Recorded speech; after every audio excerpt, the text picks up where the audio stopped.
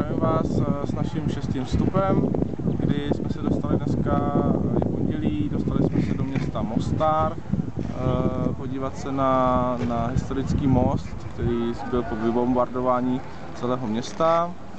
Teď se nacházíme u kostela, nevím, jak se jmenuje, ale vypadá velmi zajímavě, je to hezky opravený, nebo nevím, jak to může být starý. Nenově 2007 je snad údajně. Dokonce, takže je to vlastně novinka.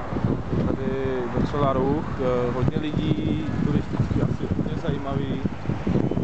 Teď se vydáme vlastně směrem k tomu mostu, je tam hodně trhů, takže tam nakoupíme nějaké věci doma a tady ještě trošku podsouráme ve městě a uvidíme, co tady máme zajímavého.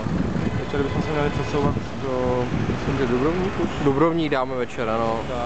Už k moři konečně. Jsme se mohli brát k moři, tak se vykoupat ve slané vodě, popít český pivo a potom uvidíme, co bude dál na plánu. Dostaneme se k naší skupině, která tam sedí a čeká.